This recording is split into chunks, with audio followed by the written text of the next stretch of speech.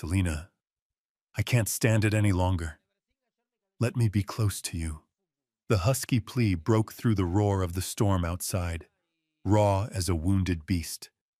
Jonah, drenched from the rain, shed each soaked garment, letting them fall in a heap by the fire, his sunburned skin blazing with heat. His kiss struck without caution, no guard, no restraint, only the primal hunger of a man who had waited too long. His mouth, his breath, his very body seemed bent on marking every inch of her, until Selena's own cry slipped free beneath the surge. Yet, as the wind howled beyond the cabin walls, the question lingered. Was this the birth of true love, or just a fevered blaze born from shadows of the past? Folks often say some roads were never meant to be chosen, yet they lead us straight to what the heart has long hungered for. For Selena Booker, that road began on an autumn evening when Clara May, her talkative, stubborn friend, hauled her through the wooden doors of the Copper Creek Saloon. "Selena, sit yourself down. He's been waiting near an hour," Clara whispered with a half-teasing, half-insistent smile, her hand pressing firm against Selena's shoulder. Selena Booker, 28, a black woman with thick hair tied neatly at her nape, had never once thought she'd find herself in the middle of a supper meant for courtship. Her life had been nothing but long nights kneeling beside sickbeds, calloused hands from binding wounds, and eyes that had seen more souls depart than any young woman ought to witness. "Clara, this ain't right. I'm not the one he's waiting for," Selena murmured, her low, warm voice trembling with unease. "You just need to sit, eat a meal, trade a few words. There's no harm in it. Maybe that hard heart of yours will soften." Clara winked, then slipped away quick as a breeze, leaving Selena stranded in the thick scent of fried grease and smoke. The Copper Creek Saloon was far from romantic. Oil lamps cast a dim yellow glow over scarred wooden tables. Laughter rang sharp, mingled with the slap of cards and the scrape of boots. Men smoked, drank, and hollered, and in a shadowed corner, beneath the flicker of lamplight, a man sat waiting. Jonah Callahan. He didn't look the part of a man someone would set up for courtship. Tall, broad-shouldered, with features cut hard by the western sun, deep lines carved into his face by years of wind and sorrow. His dark gray eyes carried the weight of stone lying deep in a riverbed, holding a grief long settled. Folks whispered his wife had died giving birth, and since then he'd been like a barren tree left to stand alone on the plains. Selena stepped closer, her palms damp despite the heat of the crowded room. She lowered herself onto the wooden chair across from him. The mingled scents of leather, smoke, and the faint clean note of lavender clung to the scarf at her throat. Jonah lifted his gaze. Their eyes locked, and time stretched thin. It wasn't flirtation, nor was it small courtesy. It was the recognition of two souls well acquainted with loss, each seeing in the other a familiar wound. "You ain't Cleora Haskell," Jonah spoke first, his voice low and rough, unbothered by bluntness. Selena bit her lip, nodded faintly. "No, sir. She took ill. I came in her stead. Clara May thought it unkind to leave you waiting." He didn't answer right away, only tipped his chin at the chair. "Sit. Food's getting cold." Before her lay a plate of fried chicken, mashed potatoes swimming in gravy, and green beans still steaming. Hunger clawed at her belly, but the firmness in his tone tightened her chest. They ate in silence at first, the scrape of cutlery loud against the chaos around them. Then Jonah broke it with a question sharp enough to make Selina lift her head at once. Why would a woman choose work that stares death in the face each day? A prairie nurse. You've seen more passing than living. The words cut like a sudden knife. Selina laid her fork down, breathing deep. Most men would start with weather talk or hollow compliments, but Jonah had gone straight for the tenderest scar. You reckon I shouldn't? Her tone was steady, though a flicker of fire sparked in her dark eyes. Jonah tilted his head, his gaze never wavering. I only ask. Folks don't take up pain unless they got reason. Selina looked down at her hands, fingers rough and worn. Her voice dropped soft. Because sometimes death doesn't win. Sometimes a child draws breath when all hope was gone.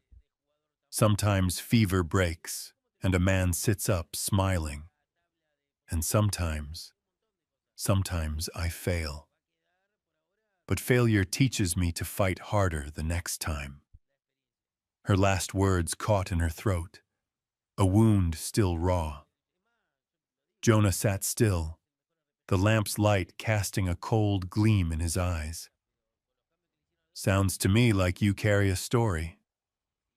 Selina's breath faltered beneath the weight of that gaze. Don't we all? The corner of Jonah's mouth twitched, almost a smile, though not quite born. In the quiet that followed, Selina noticed a small stain of grease on the table's surface. She drew from her pocket an old handkerchief, pale blue, stitched with the shape of a fledgling bird. As she bent to wipe the mark, her hand brushed against Jonah's, reaching for his cup. The touch was simple, but it stole her breath. His skin was coarse, warm. Hers was dark, soft, hardened by work. Their eyes met across the worn table, the noise of the saloon fading to nothing. Jonah didn't pull away. Neither did she. For a heartbeat, they seemed bound by a thread unseen, neither willing to sever it. At last he shifted, lifting his coffee, yet his gray eyes lingered on her face longer than they ought. Selina turned aside, heart thudding hard. She couldn't say why she sat there, why her guard had slipped, why her secrets had spilled to a stranger. But deep within, she knew something had begun. Outside, the night wind scraped through the cracks, carrying with it the damp scent of earth and the whisper of a distant storm. The saloon's noise fell away behind them, as though the whole room had stepped back, leaving only a small wooden table, a wavering oil lamp, and two souls sitting across from each other. Selina could still feel her pulse out of rhythm since that fleeting touch of Jonah's hand. Brief as it was, it left an echo she couldn't shake. She bent her head to eat, though the fried chicken now sat heavy in her mouth. The air between them was anything but light. It stretched taut like a bowstring waiting to snap. Jonah was the one to break it. 3 years ago, he began, his voice low as rocks rolling in a ravine, I lost my wife. Alma died giving birth. The child didn't make it either. Selina lifted her eyes, meeting his. No tears showed there, only a hard callus of sorrow that cut sharper than grief itself. The best doctor from Cheyenne came, Jonah went on, but it did no good. One day I heard her laugh on the porch. 2 days later I was burying both wife and child. My boy, Elias Jr., was 4 then. Since that day, he near stopped talking. The whole house turned to silence. Selina swallowed hard. The story was not unfamiliar. Life and death often walked side by side on the plains. Yet the way he spoke, flat, as if forcing himself into stone, struck her with a painful weight. You, she faltered, then searched for words. You did all you could. Jonah let out a crooked laugh. I've heard that line often. But when I look into my boy's eyes, I still wonder. Could I have done more? Was I slow or just helpless? Selena's hand clenched tight around her handkerchief. Another face rose before her, the face of a boy, 14, his bright eyes dimming into nothing. Jonah, she whispered, using his name for the first time. I know what you feel. His head lifted, surprise flickering at the sight of her dark eyes shining. I lost someone I loved too. My younger brother, Tommy. Her breath caught at the name, as if speaking it reopened a wound. I was 22 then, apprenticing under an older doctor in Kansas. Tommy was kicked in the belly by a horse. I knew what needed to be done, but he wouldn't let me lay a hand on him. Said it was men's work. Her voice trembled, the memory pressing down heavy. I begged, I argued, I screamed. And while I fought him, Tommy lay there, bleeding inside, and I couldn't stop it. By the time he relented, it was too late. The air froze. Only the lamp crackled in the silence. Jonah watched her long. Before him no longer sat a young woman pushed into a supper she hadn't chosen, but someone who had faced loss so deep it carved itself into bone. You blame yourself? He asked softly. Selena nodded, her throat tight. I left Kansas the very next week. Swore I'd never again sit idle while pride or prejudice cost a life. Since then I've saved many, but Tommy's face, it never leaves me. Tears shone under the lamplight. She turned aside, unwilling to let a stranger see her weakness. But Jonah's hand came across the table, rough and scarred by reins and rope, and settled on hers. Selena flinched at first, but didn't pull away. Warmth spread through her, trembling, then easing. You fought, Jonah said, his voice thick. That ain't failure. Failure is turning your back. And you didn't.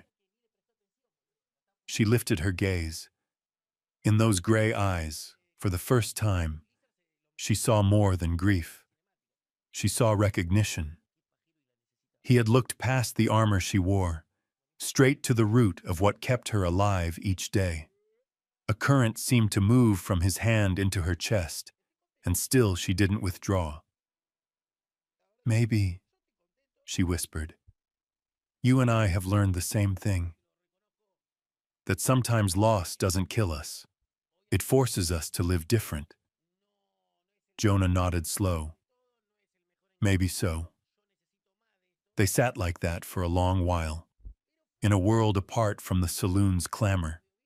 Two broken souls hearing their own echo in each other.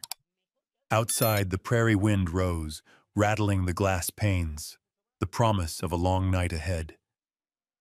But at that old wooden table, where two hands clasped firm, something had begun, quiet, stubborn, like a seed lying deep in the earth, waiting for spring. That afternoon, the sky stretched in a burnished bronze, gray clouds swelling along the horizon like a storm gathering its breath. Selena guided her small wagon home from a patient's cabin, the bed piled with bandages, jars, and tools of her trade. The dirt road ran beside endless fence rails, and far off stood Broken Willow Ranch, spoken of in town with both respect and unease. It was Jonah Callahan's land. She meant to ride straight on, but a sound caught her ear, cutting through the wind, a broken, choking cry. Not the moan of cattle nor the whimper of a calf lost in tall grass.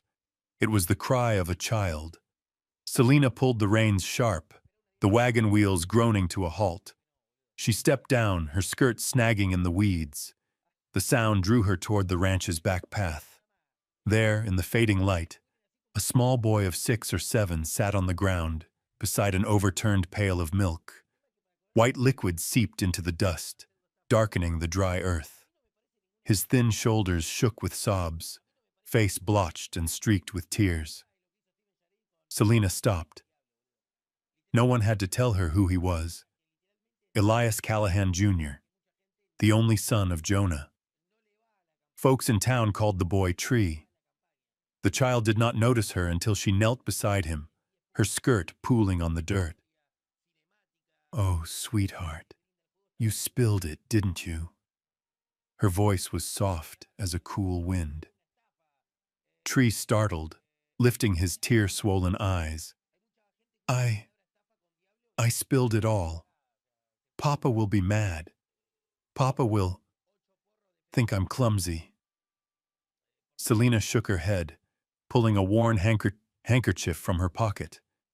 It was pale blue, edges frayed, stitched with the image of a fledgling bird, once given to her by her late brother, Tommy. She unfolded it, blotting what milk still clung to the boy's hands, then gently dried his cheeks. "It was an accident, Tree. Everyone spills things. I'd bet your papa did the same when he was your age." The boy shook his head, whispering, "Papa never spills anything." A small laugh slipped from Selena, easing the fear in his eyes. "Believe me, even the strongest folk stumble. What matters is learning to rise again." Tree's gaze fixed on the handkerchief. His bony fingers traced the faded stitching. "The bird. It's pretty. It was a gift from my brother. He believed the bird would keep me safe when he could not." Something shifted in Tree's eyes. Suddenly, he lunged forward, wrapping his thin arms around her neck, burying his face against her shoulder. His small body shook, tears burst breaking free, as if he had at last found a channel for them. You'll be my safe lady, won't you?" The words were faint, light enough to vanish on the wind. Yet in Selena's chest they rang like a bell. Her arms closed around him, her hand stroking his narrow back as her own tears welled hot. "Yes, you're safe now. Always safe." She did not see him at first. Jonah, standing rigid on the porch a few paces away. He had come back from the fields, meaning to call his boy inside, only to halt at the sight before him. His son, silent for 3 long years, clinging tight to a stranger, weeping yet breathing easier in her arms. Jonah's chest tightened. He had grown used to silence, to his boy's eyes gone distant and unwilling to meet his own. Yet here, in the hold of Selena Booker, the child bared the very soul Jonah thought lost. Something stirred in him, sharp and overwhelming. Feelings he believed buried with Alma rose sudden, raw, and fierce. Selena looked up and saw him there. For the briefest instant, their eyes met. In Jonah's gray stare, usually hard as iron, she caught a flicker of something else. A vulnerability that unsettled her more than anger ever could. She knew he had seen everything. And strangely, instead of shame or fear of judgment, her heart tumbled within her chest.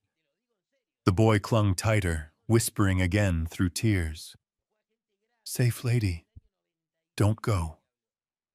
Selena's arms tightened in return, a silent promise pressed into the child's trembling frame.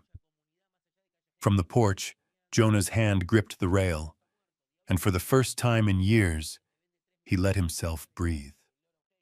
Evening light poured over Broken Willow Ranch, bathing the yard in the warm hue of honey.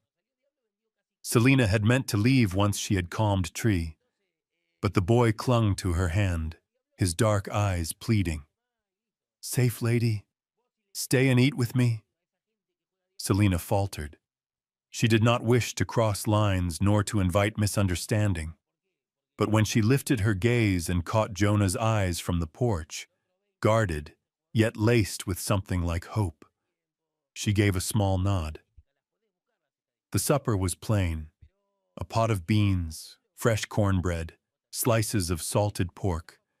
Selina moved quickly, laying dishes on the table, while Tree bustled about, carrying forks and spoons with solemn pride, as though playing at being grown. Jonah watched in silence, the breadth of his shoulders easing after years drawn tight. In the small kitchen, the oil lamp cast a glow over Selina's face. Her hands, roughened by work, arranged the food with a steady grace. Jonah saw in her every movement a quiet order that shifted the room itself, turning the long, empty house into something nearer to a home. When at last the three sat down, the meal began in hesitation. Tree looked from father to Selina, uncertain if laughter was allowed at the table. Then Selina told a simple tale of a big dog at her place, all bark and no courage, sending Tree into a fit of giggles. The sound was light, but it stopped Jonah cold. How long had it been since he had heard his boy laugh? The sound filled the wooden kitchen, ringing against the silence that had haunted him for 3 years.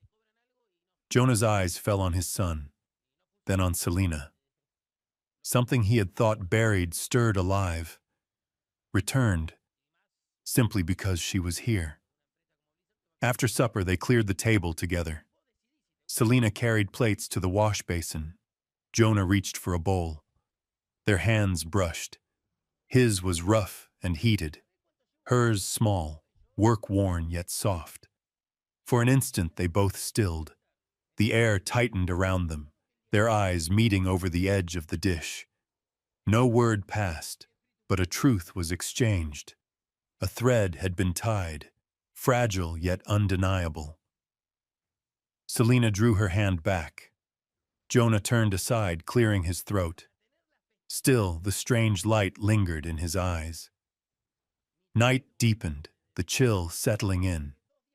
Selina rose to leave for her cabin, but Jonah's voice cut low. Road's too dark. Not safe. Stay. She hesitated, then agreed. Tree insisted she take his narrow bed, curling beside her with a joy she could not refuse. Jonah spread a blanket on the stiff sofa in the front room. When the house sank into silence, Jonah could not rest. Rising, he walked to his son's door and stood at the crack left ajar. What he saw hollowed his chest. Tree lay tucked against Selina, his small hands holding fast around her waist, his breath even at last. Selina slept sound, her face at peace, lashes resting soft in the dark. Jonah stood unmoving, his hand braced against the doorframe. The sight struck him deeper than he wished to admit. His boy, who had clung to silence, had found refuge in Shalom, this woman's arms. And Jonah himself, for the first time in years, wished the moment might never end. The wind scraped across the porch outside, yet inside Jonah's heart a small flame had kindled, quiet, steady, burning against the dark. Morning light spilled through the small window of Broken Willow Ranch, laying stripes of gold across the wooden kitchen. Selina rose early, helping Tree knot the frayed laces of his shoes, while Jonah stoked the fire and brewed strong coffee. All was quiet, steady, until the sound of hooves carried in from the gate.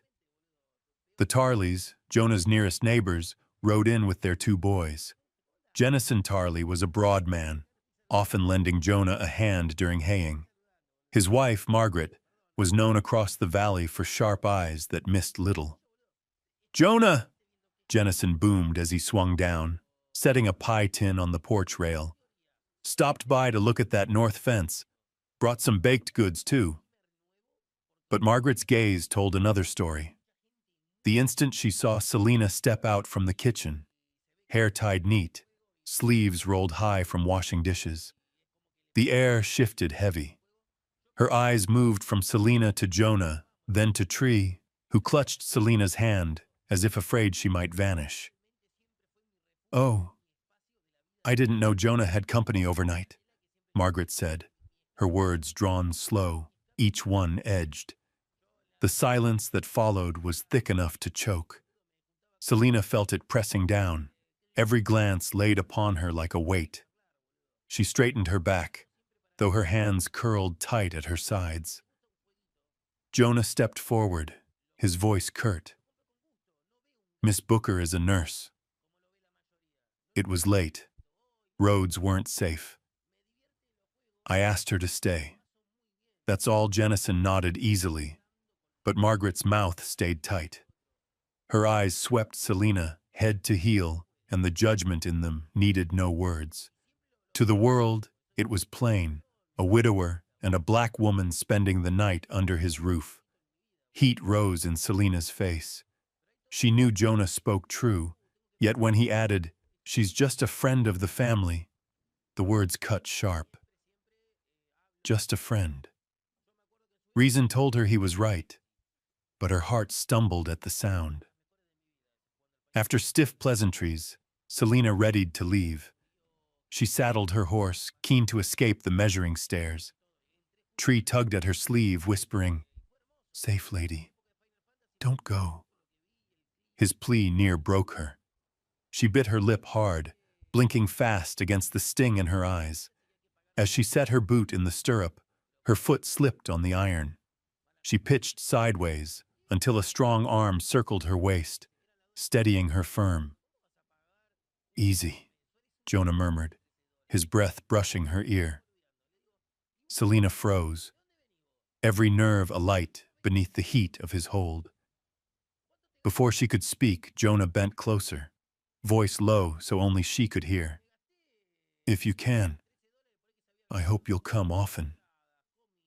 Tree needs you, and I need you too." Her cheeks burned. She nodded faintly, her eyes unsteady under his. The moment was close, private, almost sacred, but nothing on the prairie stayed hidden long. Selina glanced up and caught sight of Margaret Tarley on the porch, watching. Her lips pressed thin, eyes sharp as a hawk. Selina turned quick, urging her horse away from the ranch. The wind struck her face, but it could not sweep off, the weight of shame curling inside. She wasn't angry with Jonah. His whispered words still rang sweet in her chest. But that cold stare had stripped her bare, made her feel small, as though this fragile bond between her and Jonah was no more than fodder for gossip. The whispers spread fast.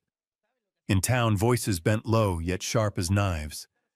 That colored nurse spent the night at Callahan's place.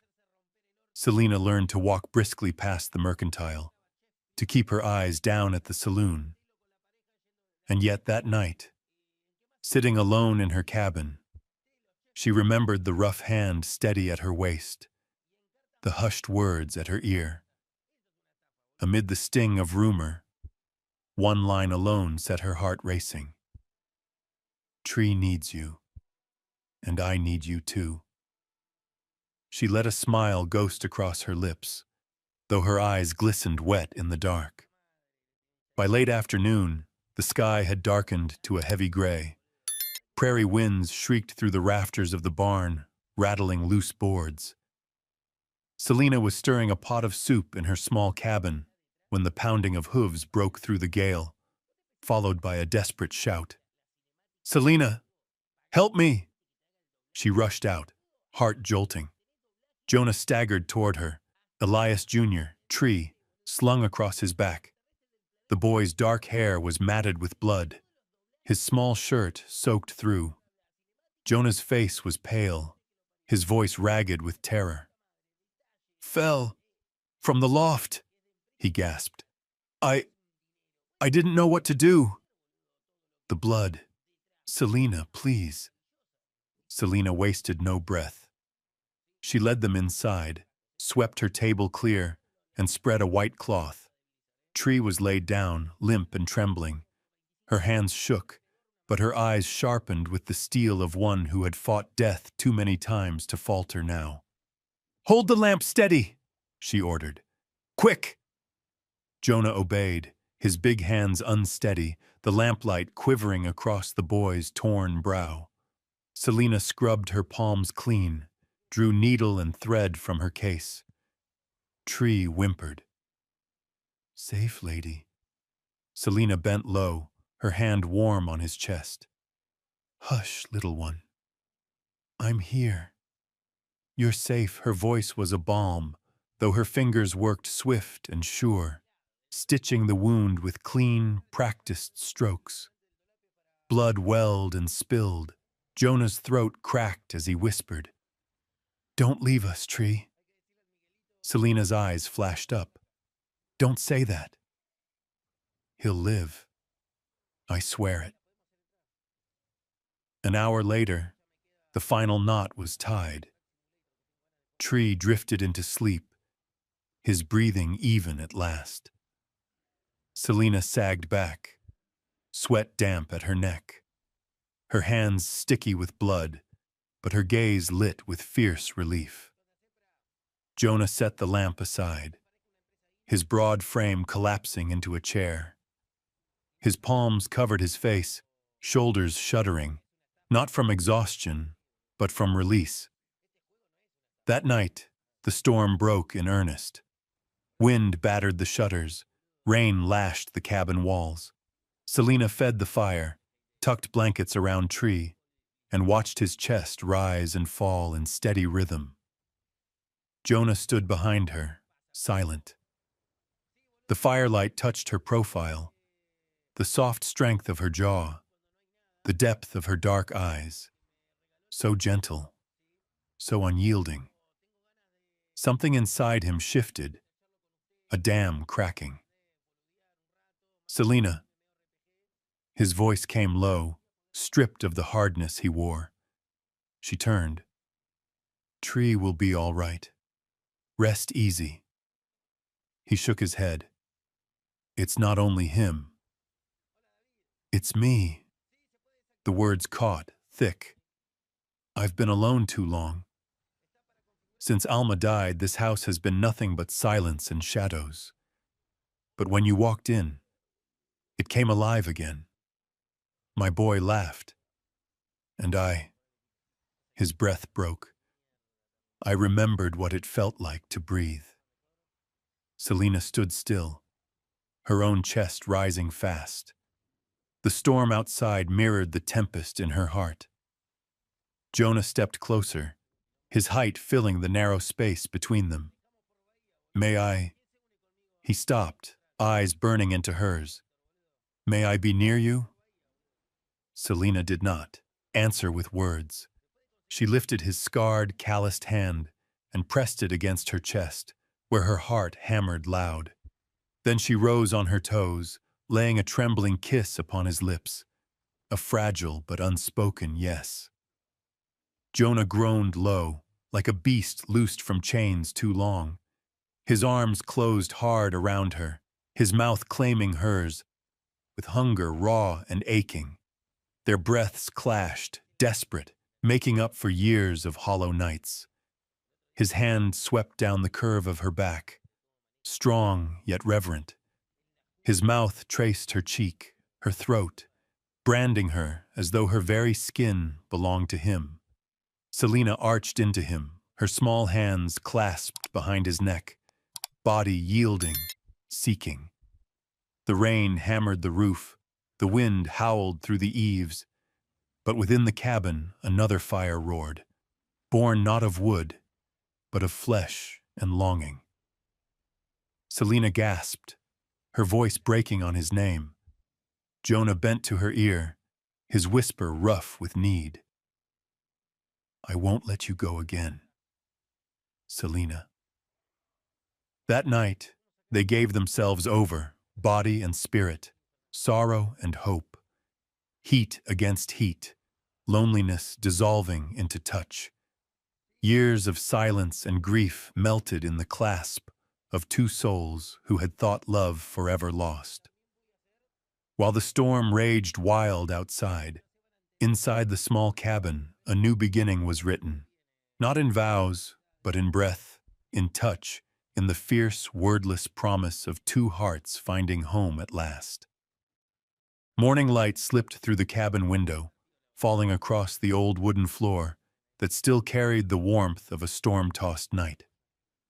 Selina shifted, the thin blanket sliding from her shoulders. Beside her, Jonah lay deep in sleep, his breath even, his face eased into a peace she had never before seen in him. She rose carefully, unwilling to stir him. Bare feet padded across the cold floorboards. She bent to check on Tree. The boy still slept soundly, his cheeks touched with color again, his breathing steady. Relief softened her chest as she brushed a strand of hair from his brow. Yet even in that tender moment, her heart tightened. A pang of doubt welled up, an ache she could not shake. Tree had clung to her through the night as if she were the last ember of warmth in a cold world. But was she anything more than a stand-in? Alma's presence lingered in this house, woven into every memory, every silence. Was she stepping into a place that did not truly belong to her? Selina slipped outside, cradling a steaming cup of coffee between her palms. The mist curled upward into the cool air as her eyes wandered over the rain-soaked fields. The words Jonah had spoken in the storm echoed in her chest. Were they true? Or were they born of loneliness, a widower's desperate grasp at a body near, a heart willing? The door creaked open. Jonah stepped out, hair mussed, shirt half-tucked, weariness on him, but a brightness in his eyes she had never seen before. He came to her, his arms slipping around her from behind, his lips brushing her bare shoulder with a tenderness that set her skin trembling. "Morning," he murmured, breath warm against her.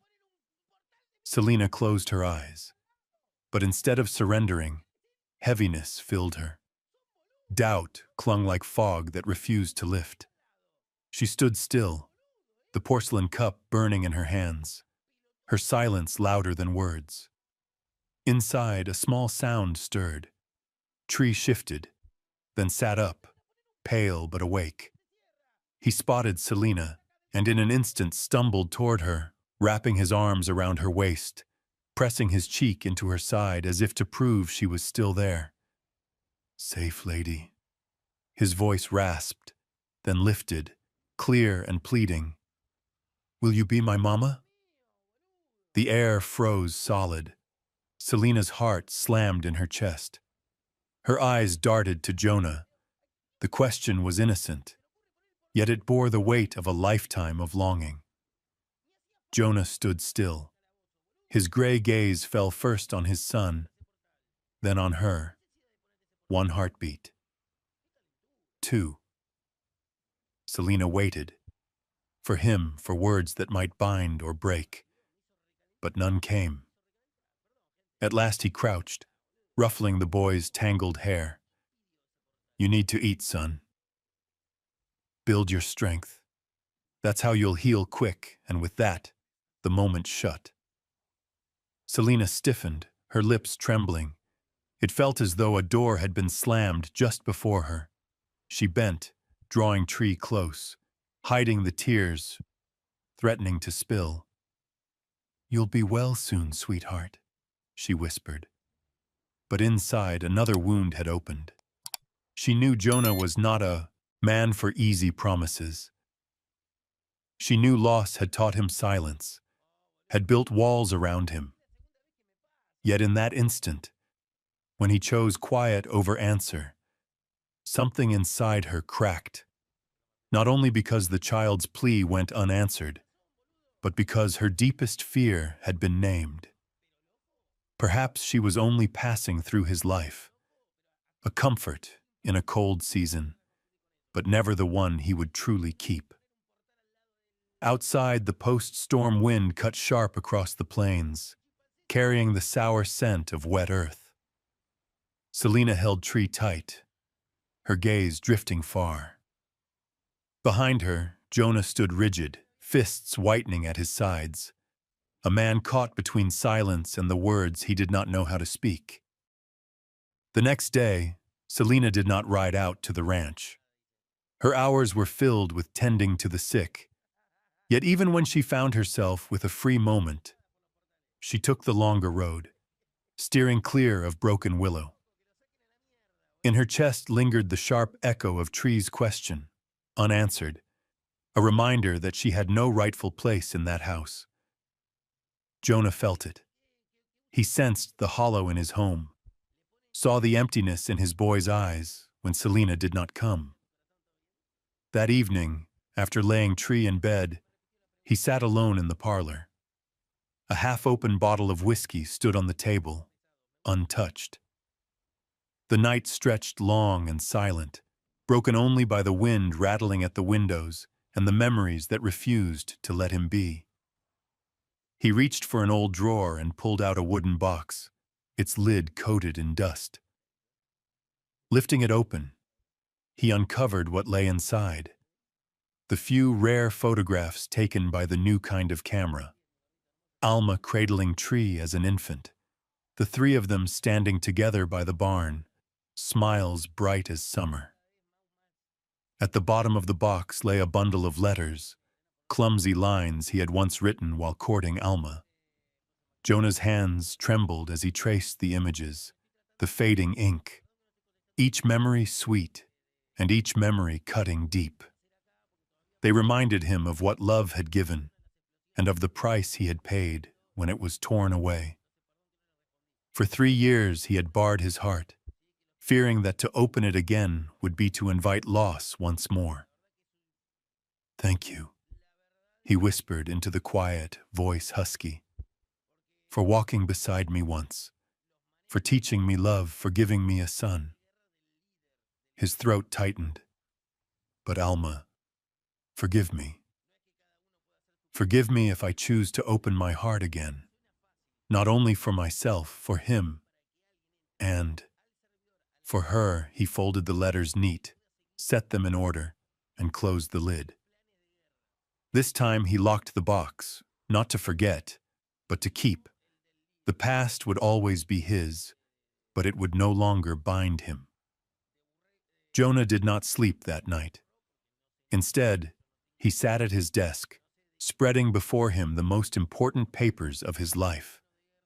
The deeds to his land, the documents that bound Broken Willow Ranch to his name. He read them through, and with steady resolve began to rewrite, to rearrange.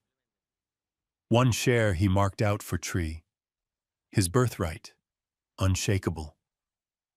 And then he left a space blank, a space meant for another name, a choice already made in his heart, though he had not yet spoken it aloud. Outside, the prairie wind howled, but within the cabin a different stillness settled. Jonah signed his name, his strong hand unsteady as he realized the weight of what he was doing. This was no small step. It was the turning of a page, the first stride toward a future he had long denied himself. When dawn broke, the plains shimmered gold with dew. Jonah sat on the porch, dark circles beneath his eyes, the wooden box locked and tucked away, the stack of fresh papers waiting on his desk. He drew in a long breath, as if to gather every ounce of strength left within him. "It's time," he said into the morning air, voice low but certain. "Time to tell her, not with words alone, but with a life." The rain had started at dawn, heavy as if the heavens had loosed themselves upon the prairie. All day Jonah sat by the ranch window, staring into the white sheet of falling water. His chest burned with urgency, every nerve pushing him to ride for Selena. Yet he told himself to wait. Wait for the skies to clear, for the roads to be safe. But the storm did not break. Darkness fell, thunder pounding like fists against his ribs.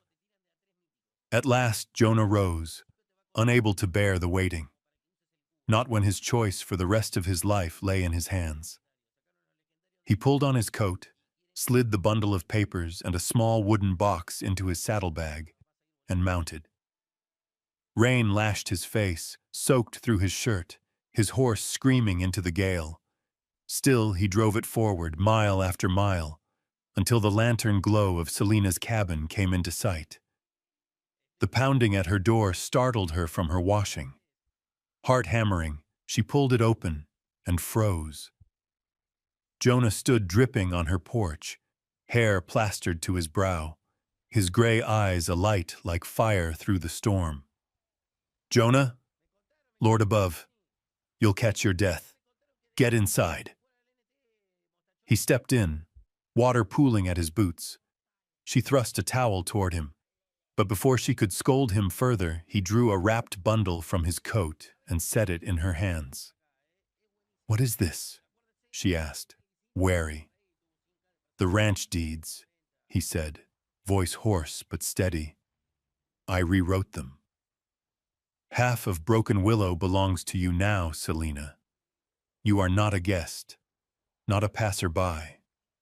I want you beside me, raising tree, building this life."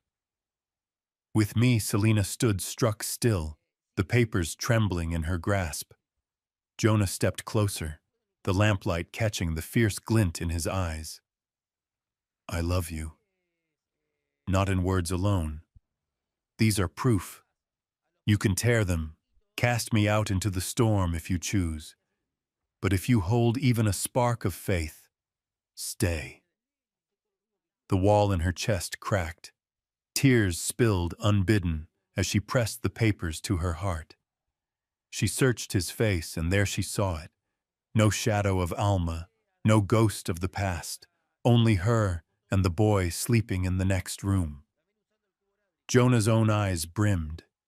3 years of torment, of silence, of a night that stole wife and child, washed away in the rain. Her breath broke. "You truly want me?" His hands gripped her shoulders firm. "Not want. Need. I need you, Selena Booker, as the land needs rain, as my son needs warmth, as I need life itself." Their sobs met in a rough embrace, mouths finding each other in a kiss salted with tears, shaking with release. Jonah's soaked clothes peeled away, falling in heavy folds beside the fire. His bronzed skin burned hot against Selena's, her arms twining around his neck, her body quivering as his breath seared along her collarbone. "Jonah," she whispered, but her words drowned in his fierce kiss. This was not the hesitation of that first night, but the raw claim of a man who had waited too long. His hands mapped her. His mouth left marks of fire at every hollow and curve. Selena arched against him, her voice breaking free in gasps and cries as wave after wave pulled her under. Outside, the storm raged, thunder shaking the plains. But within the small cabin, they found their own tempest, wild, unrelenting, yet filled with rebirth. That night, they gave themselves wholly. Every scar, every hunger, every hope. 2 souls once resigned to emptiness, now bound in fire and flesh. And as the rain hammered the roof, a new life was sealed, not by vows, but by the fierce, wordless promise of love claimed in the heart of a storm. Summer lay gentle across the prairie, the sky clear as glass. Along the banks of the Willow River, where the waters mirrored clouds above, townsfolk raised a simple arch of branches twined with ivy. No satin ribbons, no costly roses. Only wildflowers plucked from the fields, purple, yellow, and white. Yet to Selina, it was more beautiful than any finery she had ever dared imagine. The news had carried wide. Jonah Callahan would marry the black nurse who had stood by so many through sickness and storm. Curiosity drew some, loyalty drew others. Many came because they wished to see Jonah find joy again after years of widowhood. Others came for Selina, who had tended wounds and comforted children without complaint. Whatever the reason, the whole town gathered. Behind a rough cloth screen stretched between two poles, Selina stood in her wedding dress. It was no gown of lace and pearls, but a calico dress dyed blue, carefully altered by her dearest friend, Clara May, who had sewn bits of white lace along the edges. Her thick hair was tied up neat, a sprig of wildflower pinned above her ear.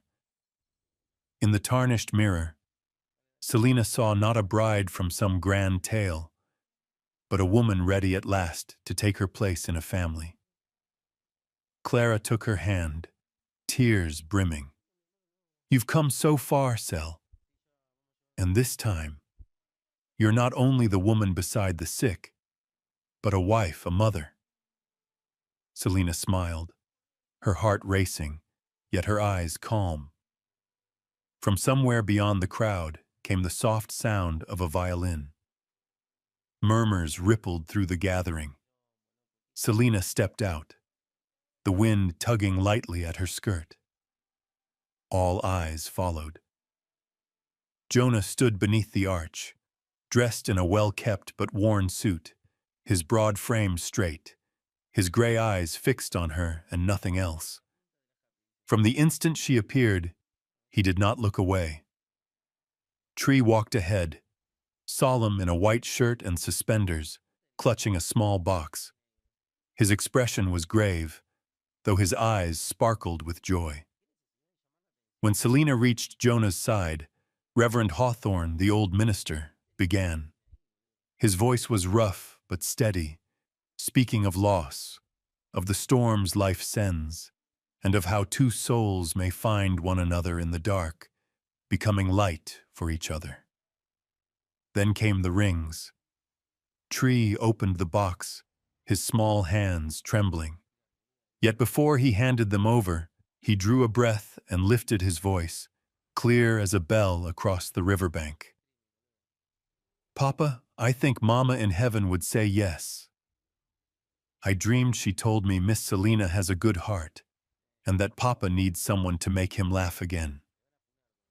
I need a safe lady, too. So I give these rings to both of you, so no one will ever leave me again." A ripple of laughter and muffled weeping rose from the crowd. Selina's vision blurred with tears as she took the ring from Tree's hand. Jonah dropped to one knee, pulling his boy into his arms, whispering against his hair, "Thank you, son." When the moment came, Jonah's hand shook as he slid the plain band onto Selina's finger, sealing it not as ornament but as a vow to begin anew. When she placed his ring, she looked into those storm-gray eyes and saw no ghosts of Alma, no shadow of the past, only a steady love, fierce and present, for her and the child beside them. "I declare before God and all present," Reverend Hawthorne proclaimed, "Jonah Callahan and Selina Booker are husband and wife." Jonah bent and kissed her, long and sure. It was not the desperate kiss of a storm, but one of promise, of binding without words. Applause broke out across the riverbank. Some laughed, some wiped tears. But for Selina, all faded save for the beat of Jonah's heart against hers. The feast was laid out right there on the grass. Rough tables draped with worn cloths, heaped with roast chicken, cornbread, and mashed potatoes. Children ran wild, men raised mugs, women shared smiles. It was no grand affair, but it was warm, full of laughter.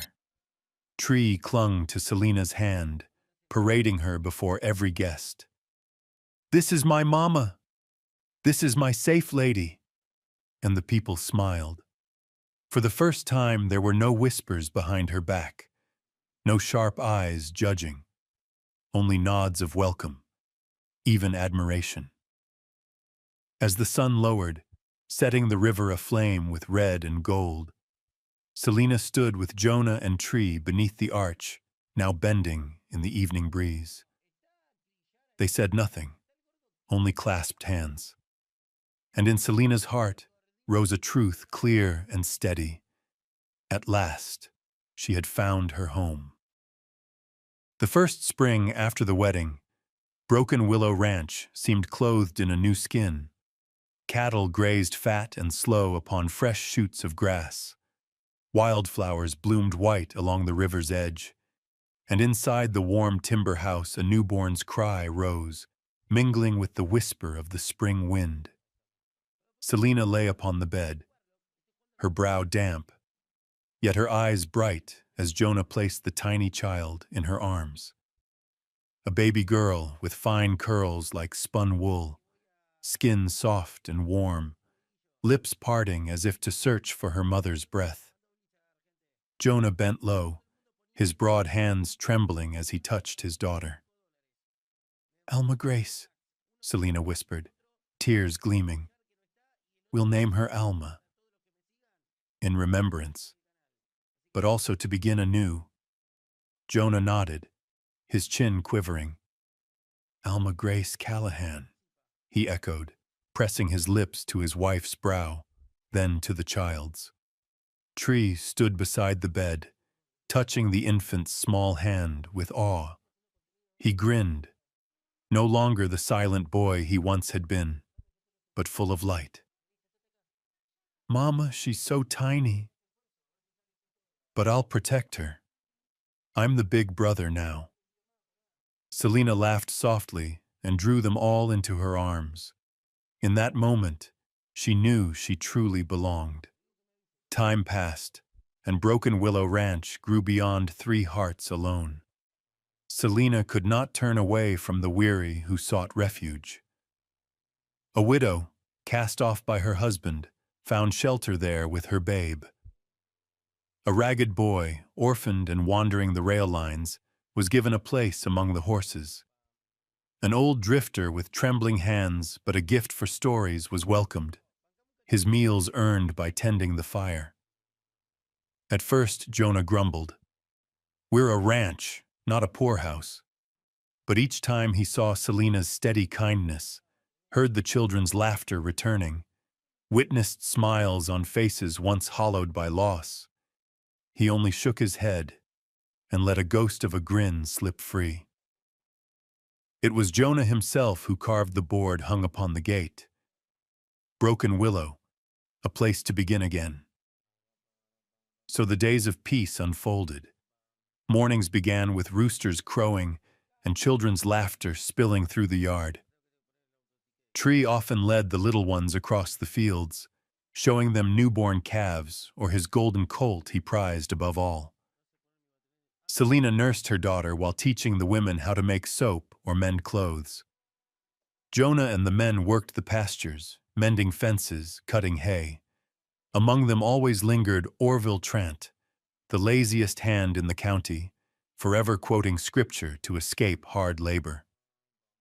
"Folks," Orville declared one day, perched atop the fence, "in Genesis, the Lord himself rested after creation. I reckon I'll do the same today." The men roared with laughter. Jonah shook his head, tossing him a coil of rope. "Then the Lord commands you to tie those steers." "No work, no supper," Orville muttered, but he did as told. From the porch, Selina caught the scene and laughed, her eyes bright with simple joy.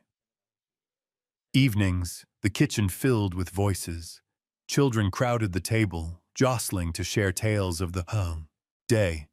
A hen giving chase, the hound nearly tumbling into the ditch.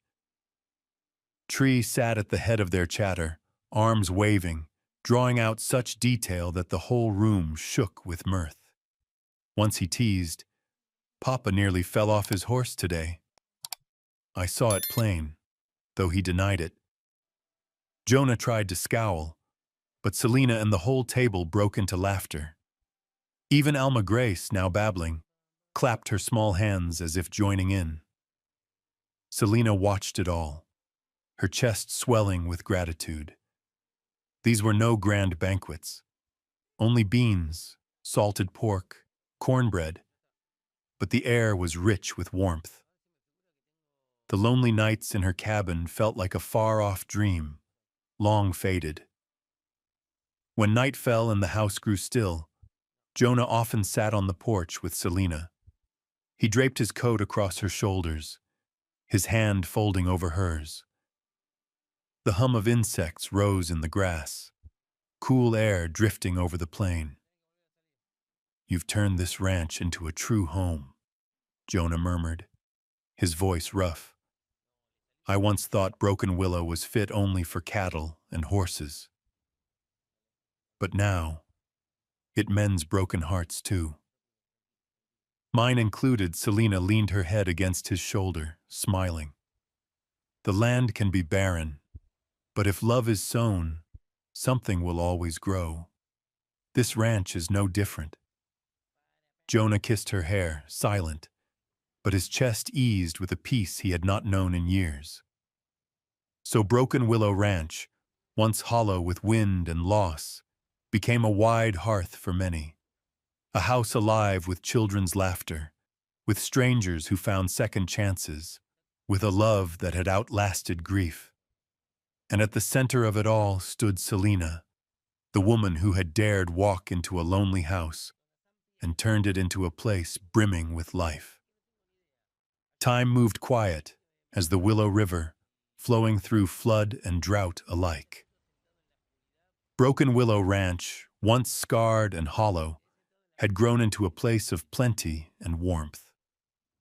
Herds stretched wide toward the horizon, harvests came full, and above all, the laughter of children rang across the porch, weaving through the old timbers weathered by years. Selina and Jonah walked side by side through those seasons. His hair silvered, his hand grown more gnarled, her eyes lined at the corners, her steps slower. Yet every dawn he still set a steaming cup of coffee before her, and she still gave him that soft smile, the same one from their very first morning together. Their love had not dimmed, it had deepened, steady as coals that burned long in the hearth.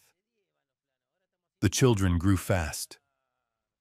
Tree, the boy who once whispered, "Safe lady," now stood tall, steady, a man with his father's strength and his mother's gentleness. Alma Grace blossomed into a bright young woman, later starting a family of her own. The twins who once raised mischief across the pasture took their place among the cattlemen, riding and laughing across the plains. The ranch swelled with more than blood kin. A widow found refuge and work. Orphans grew as sons and daughters.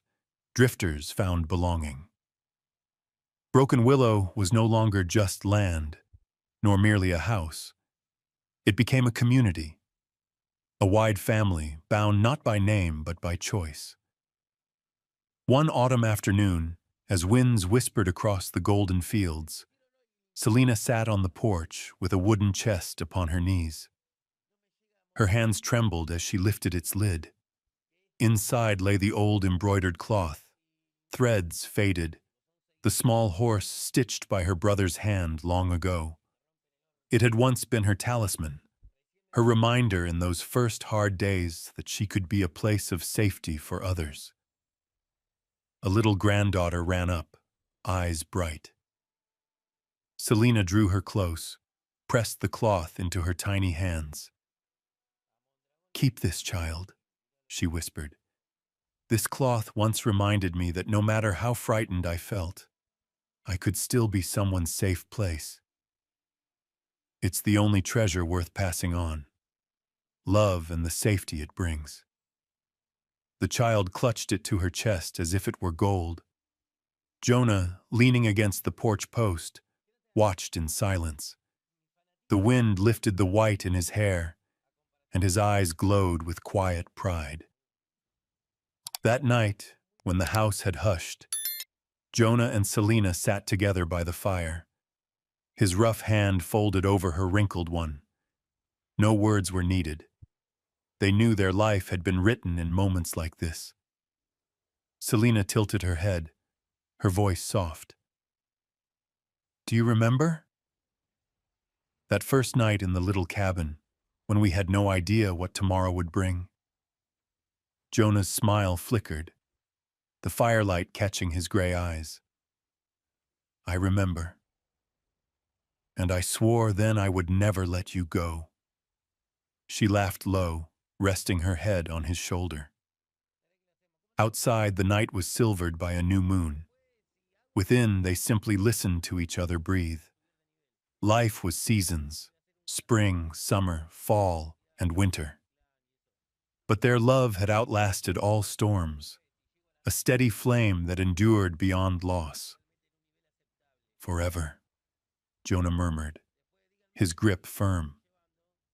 "Forever," Selina answered, her voice small yet sure.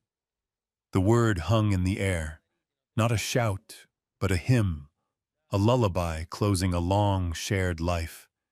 Their legacy was no longer measured only in acres or cattle, but in the light kindled across hearts that had once been wandering, lost.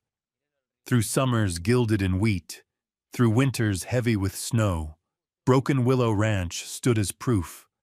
The barns grew sturdier, the herds doubled, the house itself spread wide with added rooms. Tree carried himself with calm authority. Alma Grace's laughter filled every gathering. The twins rode hard across the prairie, and still the old family grew. Rebecca, the widow once taken in, now managed the kitchen like her own domain. Sam, the orphan boy, had become a man handy with horses and tools. Old Johnson, who once begged a bowl of soup, now sat in the evenings surrounded by children, telling tales until their eyes grew wide. Jonah walked slower, his shoulders bent with years, but each morning he still brewed coffee and set it before Selina. And she, though her hands shook, still sewed, still cooked, still warmed the house with care. At times Jonah paused, watching her on the porch, surrounded by grandchildren, and a lump rose in his throat. She was the soul of the ranch, the flame that had kept every heart alight. Days passed filled with laughter. Children chased hens and toppled laundry lines. The old dog General barked at every stranger, though his muzzle was gray. Orville Trant, still shirking work with scripture, laughed off Jonah's scolding even as he was handed a shovel. Selina smiled quietly at such scenes. These small quarrels, these bursts of laughter, were the life she had once thought beyond her reach. One autumn day, leaves rustling through the willows, Selina sat with Alma Grace and the grown twins, their children clambering in her lap. She opened the weathered chest, drawing out the old embroidered cloth. She placed it into a granddaughter's hands. "Keep it, love," she whispered again. "This is the true inheritance, to be a place of safety, to love enough that another can stand." The girl's eyes shone, clutching the cloth as treasure. Jonah, watching from the porch post, felt pride and peace fill him to the brim. That evening, when the house was quiet once more, Jonah and Selina sat by the fire, their hands twined. "Do you remember that night in the cabin?" Selina asked softly, "when all we knew was to hold on?" Jonah kissed her hair. "I remember. And from that night, I knew I'd never let go." She closed her eyes, resting against him. Outside, the new moon bathed the fields in silver. Inside, two hearts whispered together. forever, forever. So the story of Broken Willow Ranch closed not with fanfare, but with the quiet vow of a love that had endured. The ranch would change through the generations. Cattle would multiply, children would grow, the Willow River would keep on flowing. But what remained, what would outlast land and livestock, was the legacy Jonah and Selena left behind. A love strong enough to mend broken lives, a home wide enough to shelter the lost, and a promise simple, eternal, forever. From a supper that was never planned, through storms and trials, to the building of a home for many, they had woven a legacy plain and lasting, love, kindness, and the vow that endures. Perhaps in this tale each of us finds a glimmer of memory, of loss, of hope, of the moment love came unexpected. And for those who have lived long enough to see the turning of many seasons, that echo runs deeper still. If this story has warmed your heart, we invite you to like, subscribe, and share your thoughts in the comments.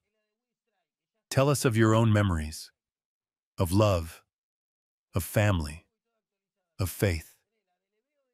Who knows? Perhaps your story too will become an inspiration for those who come after. And you, what is your forever?